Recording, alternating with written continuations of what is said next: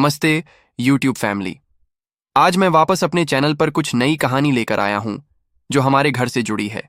हम भूमि पूजन क्यों करते हैं और वास्तु टिप्स क्यों देखते हैं, आज हम इसी बारे में चर्चा करेंगे। दोस्तों, वीडियो पूरा देखें, तभी आपको समझ आएगा। यह हम सबको जानना बहुत जरूरी है क्योंकि यह हमारे जीवन से जुड़ी हुई है। वास्तु पुरुष की कथा। क्यों होती है भूमि पूजन और क्या है इसका महत्व?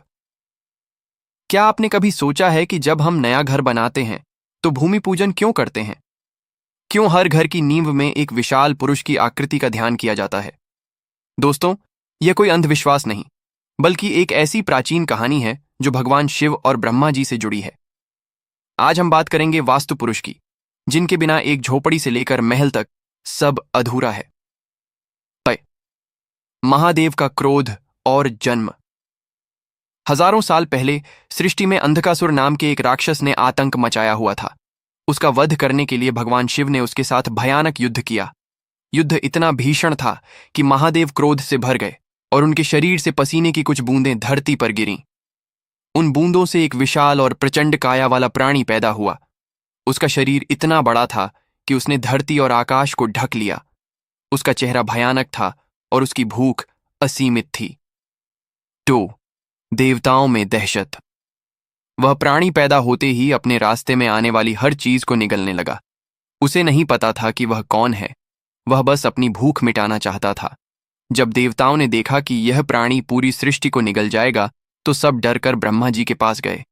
ब्रह्मा जी ने कहा, इस प्राणी को रोकना जरूरी है, वरना यह संतुलन बिगाड़ देगा। 3. धरती पर दबोच लिया गया। ब्रह्मा जी के आदेश पर सभी 45 देवताओं ने मिलकर उस विशाल प्राणी पर हमला किया। उन्होंने उसे पकड़कर धरती पर औंधा यानी मुंह के बल लेटा दिया। इंद्र, अग्नि, यम और वरुण जैसे बड़े देवताओं ने उसके शरीर के अलग अलग हिस्सों को मजबूती से पकड़ लिया। क्योंकि इतने सारे देवता उसके ऊपर बैठे थे, इसलिए वह प्राणी हिल नहीं पाया। इसी स्थिति को हम आज वास्तु पुरुष मंडल के नाम से जानते हैं, जिसमें उसका सिर उत्तर पूर्व यानी ईशान कोण में है और पैर दक्षिण पश्चिम यानी नैऋत्य कोण में है। केर। वास्तु पुरुष का दर्द और वरदान। दबे हुए प्राणी ने रोते हुए ब्रह्मा जी से पूछा, हे पिता, मैंने तो कोई पाप नहीं किया, मैं तो महादेव के अंश से पैदा हुआ हूं, फिर मुझे यह सजा क्यों?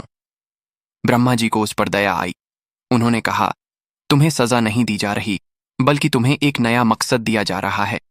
आज से तुम वास्तु पुरुष कहलाओगे। धरती पर जो भी निर्माण होगा, चाहे वह मंदिर हो, घर हो या तालाब, तुम उसके आधार बनोगे। 6. वास्तुशास्त्र के नियम।